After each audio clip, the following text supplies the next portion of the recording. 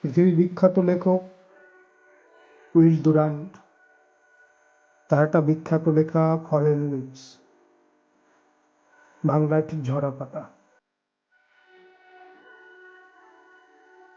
সেটা পড়ছি আজকে। লেখা প্রথমটা শিশু, তিনি শুরু করছেন, আমরা শিশুদের ভালোবাসি কারণ তারা আমাদের নিজের মতো, আমাদের এই জীবনের অংশ তারা। সব শিশুই একই রকম, যেমন আমরা হতে চেয়েছিলাম কিন্তু হতে পারিনি। শিশুরা সরল, একই রকম,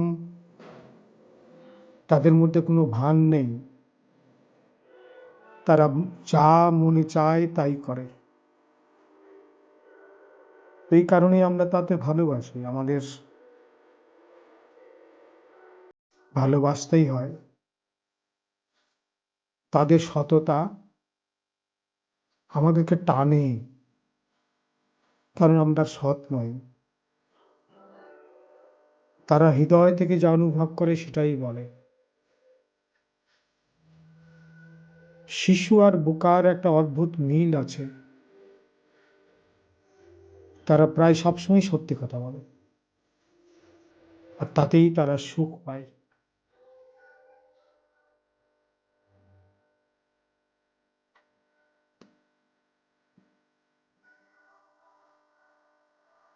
একটা নবজাতককে দেখুন, যেমন পীযূষের মেয়ে, প্রথমে দেখতে একটু নোংরা লাগে যে কোনো নবজাতককে, কিন্তু আমরা তার মধ্যে অসাধারণত্ব লক্ষ্য করি, অদ্ভুত। তার ভিতরে অসীম সম্ভাবনা লুকিয়ে থাকে। সবচেয়ে বড় আশ্চর্য ব্যাপার হলো, সে বড় হয়, বড় হতে পারে। ভাবুন তো, এই শিশুটি একদিন ভালোবাসা, দুশ্চিন্তা, প্রার্থনা, যন্ত্রণা, নতুন সৃষ্টি, গভীর অনেকগুলো প্রশ্ন, এবং শেষে বয়স হলে মৃত্যুকে চিনবে।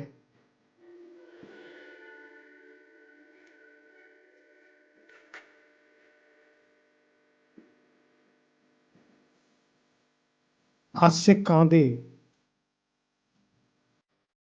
কারণ এতদিন মায়ের পেটে আরামে ছিল। মা, হঠাৎ করে তাকে শ্বাস নিতে হচ্ছে বাইরে এসে।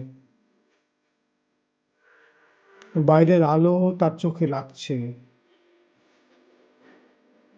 বাইরের শব্দ তাকে ভয় দেখাচ্ছে, তার ঠান্ডা লাগছে, চারিদিকে শুধু কষ্টই আর কষ্ট মনে হচ্ছে তার। কিন্তু প্রকৃতি তাকে বাঁচাতে একটু অবস্থা দিয়েছে।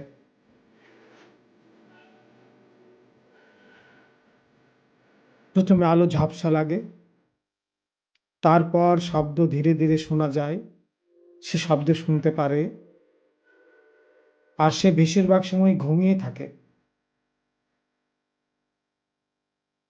মায়েরা তাকে ছোট্ট প্রাণী মনে করে, মনে করাটা স্বাভাবিক।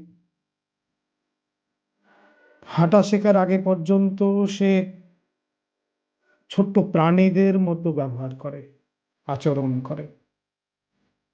তখন তার পায়ে এতটাই নমনীয় থাকে যে ঠিক ব্যাঙের মতো। সে কথা বলার আগ পর্যন্ত সে ওইরকম প্রাণীদের মতো আচরণ করে, আমরা যেমন অন্যান্য প্রাণীদের দেখি।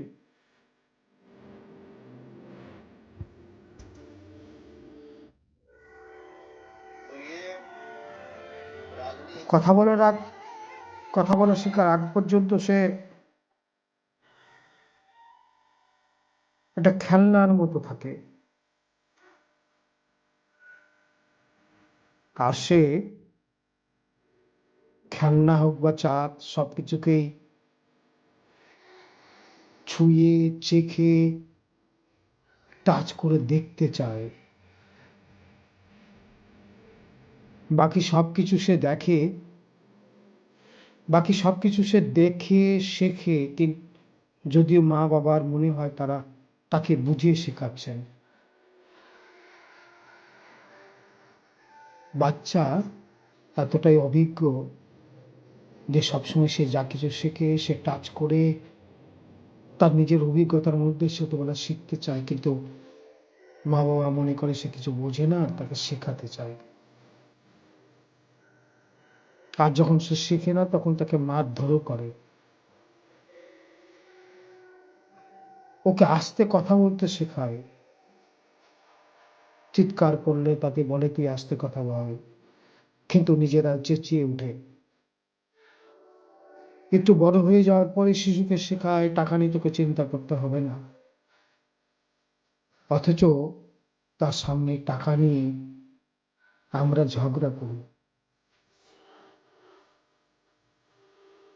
তাকে সততা শেখানো হয়, কিন্তু তার গভীর প্রশ্নের জবাবে মিথ্যা বলি আমরা।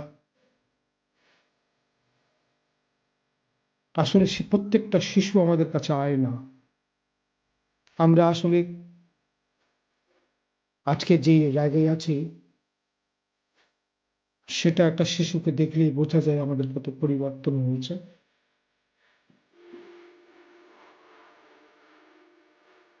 একটা শিশু একটা দর্শনের শুরু আর শেষ।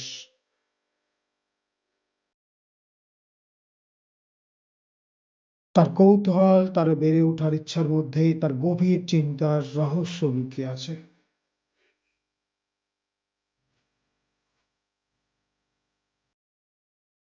যখন আমরা শিশুকে দোলনায় বা হামাগুড়ি দিতে দেখি, তখন জীবনের শুধু চিন্তা হিসেবে নয়, বাস্তবের স্রোত হিসেবেও দেখতে পাই নিজেদেরকে। এই সময় দুর্বল থেকে শক্তির বিকাশ ঘটে। তারপর অনেক বছর পর আমরা বুঝতে পারি জীবন কখনো তৃপ্ত হয় না। সবসময় চেষ্টা করি, সহ্য করি, নতুন কিছু সৃষ্টি করার চেষ্টা করি, কিন্তু শিশুদের হাসি আর ওই যে কোনো গাছের বেড়ে ওঠা, তার সৌন্দর্য দেখার সৌভাগ্য আমাদের হয় না।